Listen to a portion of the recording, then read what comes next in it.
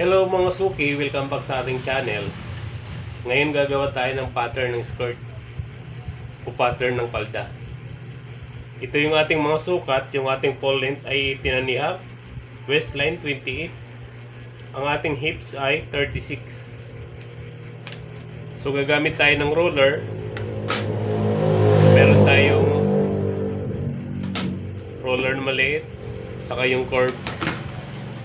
Ito naman yung ating pintel pin. Ang una natin gagawin mga suki, mula dito sa taas, susukat tayo ng mga 2 1/2.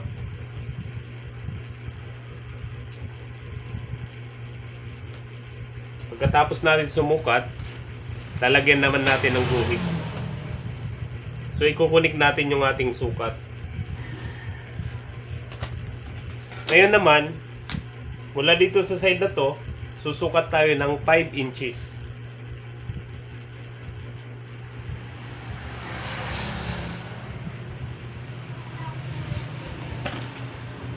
Pagkatapos, ikukunik natin yung ating sinukat na 5 inches.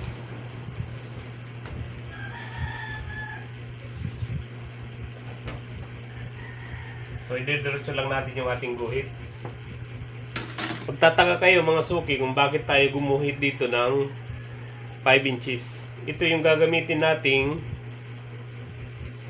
sukat para sa ating slit sa likod ng ating palda. Okay? So ngayon, dahil tapos na tayo gumuhit ng ating line, susukat naman tayo para sa ating length. So gagamit tayo ng tape measure.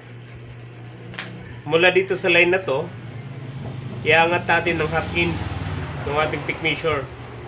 Susukatin natin ang full length ng ating skirt. So 18 1/2 plus 2 inches na fold allowance. So ganoon din dito mga suki, sukat din tayo ng 18 1/2. And then 2 inches na fold allowance. Mula naman dito sa line na to, para makuha natin ang ating hips, sukat tayo ng 6 1/2. Okay? So ngayon mga suki, dahil meron na tayong mga sukat na nilagay, maglalagay naman tayo ng line dito sa taas para sa ating fold allowance. So, diretso lang natin yung ating guhit.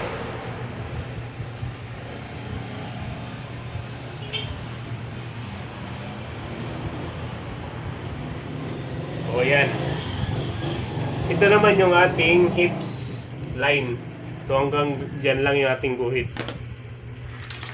Ngayon, sukat tayo ng ating waistline. Ang ating waistline ay 28 inches. I-divide natin sa 4.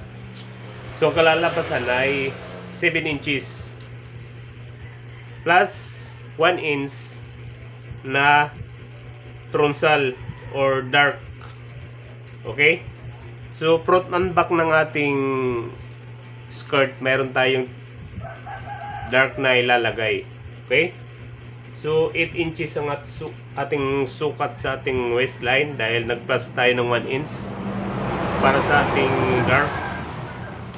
Dito naman sa ating hips, ang ating hips ay 36. Di-divide natin sa 4.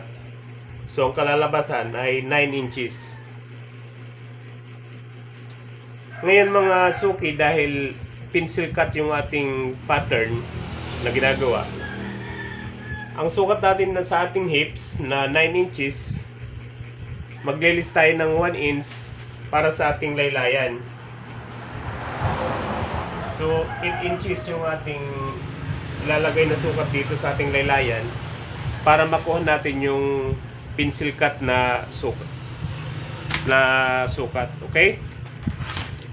So ngayon, ikukunik natin yung ating mga ginuhit or ating mga sukat. So igaganyan lang natin yung ating French curve. Pagkatapos dito lang sa baba, guguhitan din natin. So ayan. Ngayon dito naman sa ating fold allowance, medyo slant lang natin yung ating guhit. Para pag pinold natin mamaya yung ating laylayan, hindi siya mahirap i-fold. Okay? So ngayon, dito naman tayo sa ating tacks na ilalagay sa front and back ng ating skirt. So hatiin natin yung 8 inches. Ang kalahati ay 4 inches. So ang lalim ng ating tacks mga suki ay 4 inches.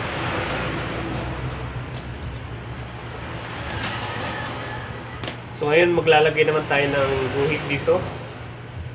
Ikukunik lang natin yung ating dark or tronsal. Tapos mula dito sa center na to, sukat tayo ng tag half inch kabilaan. Yan. So ito na yung ating tacks sa front and back ng ating skirt. Okay? So okay na yung ating tacks. Dito naman sa ating zipper, ito yung ating zipper mga suki. Susukat tayo ng mga 5.5 or 6 inches para sa ating zipper. So ipuporma din natin. Yan. So ito yung ating zipper. Pagdating naman sa ating slit sa likod ng ating skirt, sukat tayo ng mga 5.5 hanggang 6 inches. Pero yung ating gagawin ngayon mga suki ay 5 inches. 5.5 I mean.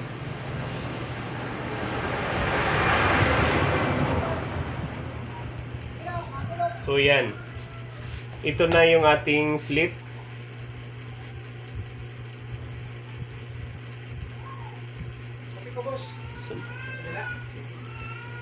So mula dito sa side na to, sukat tayo ng 2 inches.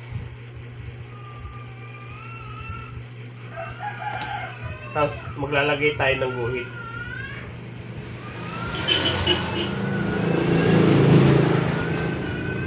So ito yung left and right na slit na ating gagawin sa ating skirt. Pagdating naman sa ating back, mag-allowance tayo ng 1 inch.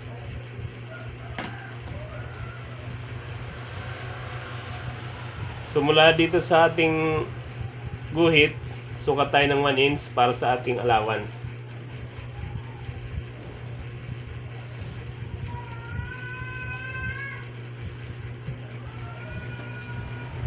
Okay?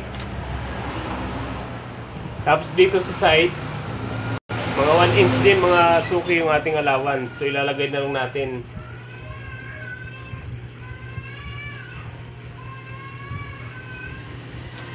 Pagkatapos, i-connect natin yung ating guhit.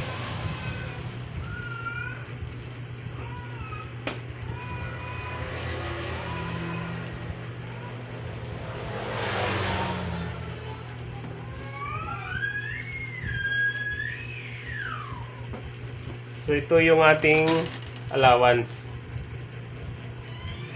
Dito naman sa ating waistband, angat tayo dito ng mga 3/4 or half inch para sa ating back. Tapos i-connect natin dito sa side.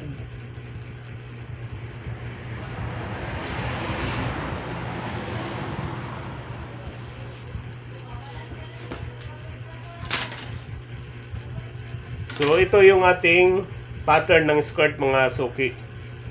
Lagyan lang natin ng pangalan para mas malinaw. Okay? So ito ang ating zipper.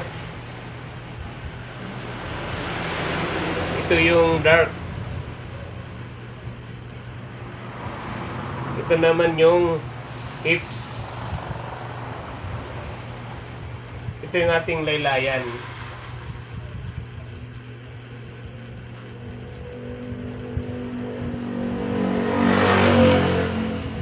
Ito yung fold allowance.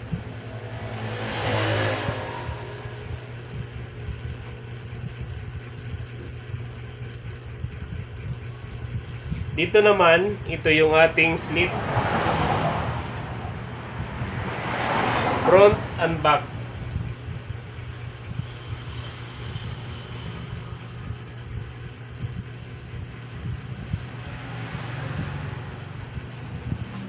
ito yung ating waistband, mga suki.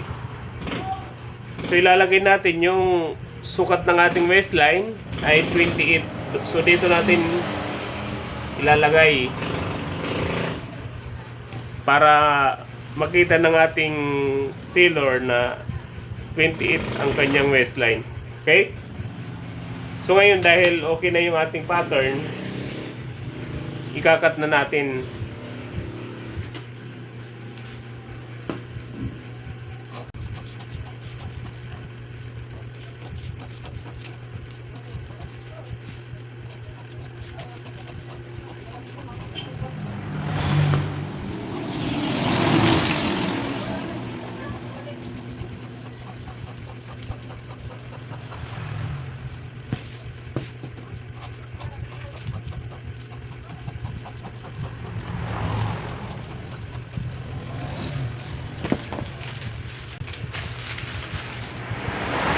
So ito na yung mga suki yung ating pattern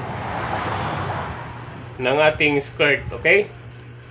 Sana'y nakapagbahagi tayo ng konting kalaman sa ating mga viewers at subscriber. Maraming salamat sa inyong panonood. Hanggang sa muli, God bless po sa inyong lahat.